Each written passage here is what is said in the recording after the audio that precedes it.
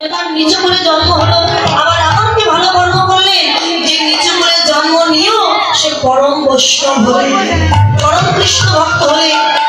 জানতে হবে রোহিদাসীর পূর্ব জন্মের কথা। মা এই রোহিদাসীর পূর্ব জন্মে তার নাম ছিল প্রেমানন্দ। প্রেমানন্দ যখন মায়ের গর্ভে তার বাবা মারা যায়, প্রেমানন্দকে জন্ম দিয়ে সন্তানের বদল দেখবার আগেই প্রেমানন্দের মাও মারা যায়। মানে সন্তান জন্ম দিয়েছে, ছেলে হয়েছে কি মেয়ে হয়েছে দেখার আগেই তার মায়ের মৃত্যু হয়ে গেল। গ্রামের লোকজন গিয়ে বলছে, দেখেছিস ছেলেটি কেমন অলক্ষণে, কেমন অপয়া, ও জন্মানোর আগে নিজের বাপকে খেয়েছে আর জন্ম নিয়ে নিজের মাকে খেয়েছে। অলক্ষণে অপয়া, ওর মুখ দেখাও বাপ। কেউ কেউ বলে, দাদা কি করবে, সবে মাত্র জন্ম নিয়েছে, বাবা নেই মা নেই কেউ নেই, ওকে তো আমরা কেউ না নিলেও বাচ্চাটা মরে যাবে না খেয়ে। আরে বলুন, ও মরলে আমরা বাঁচব। এক কাজ করো, এই যে কান্নাকাটি করছে এটা কিন্তু ভালো লাগছে, সবে মাত্র জন্ম নিয়েছে তো চলো, ওর তো আপন বলতে কেউ নাই, তার বাচ্চাটিকে নিয়ে আমরা রাস্তার ধারে পুরো ডাস্টবিনে ফেলে দিয়ে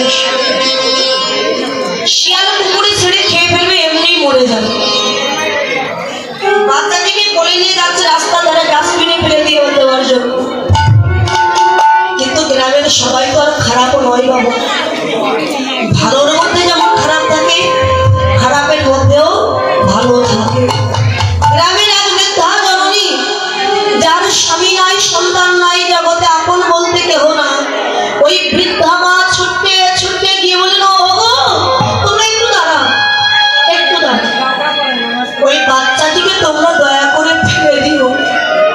কেন জানো, জগতে ওরও কেউ না আর আমারও কেউ না,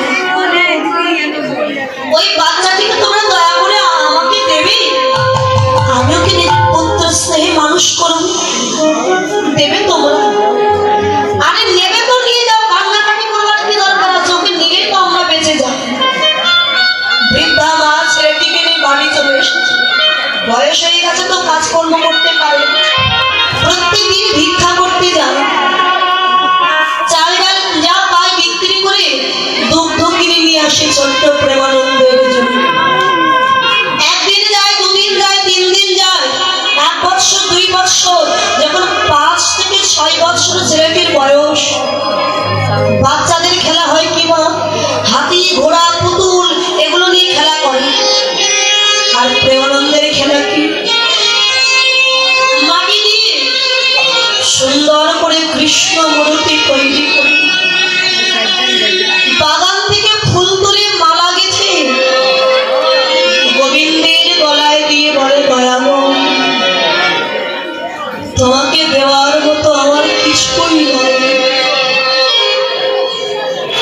এই বাগানের ফুল আর নয়ন গঙ্গার জল দিলাম তোমার সেবা, তুমি নিজ গুণে কৃপা করে গ্রহণ করো। যখন নয়নের জলে ভাসে ওই ফুলের মালা আমার ভগবানের গলায় পরাই দে,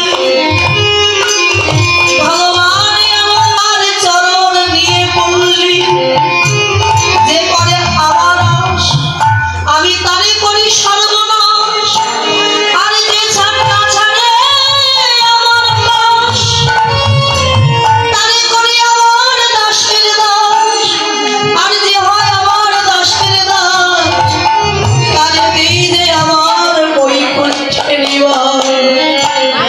জগতে যে আমার হয়ে যাও, আমি সেই ভক্তকে পরীক্ষা করি কি দিয়ে জানো, দুঃখ আর কষ্ট দিয়ে, শত দুঃখ কষ্ট সহ্য করে যে আমার চরণ ধরে থাকে, অন্তিমে আমি ভগবান কি করি জানো, ওই ভক্তকে আপন করে আমার বুকে ধরি। ভক্তকে আপন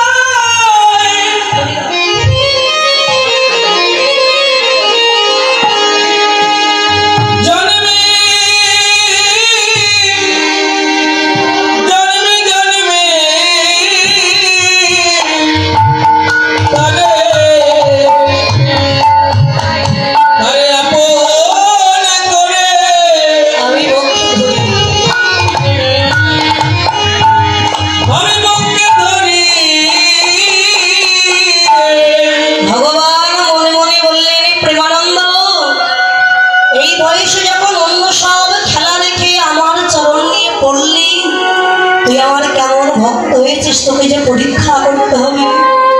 স্বর্ণকার যেমন পরখ করে দেখেন কোনটা আসল সোনা কোনটা নকল সোনা,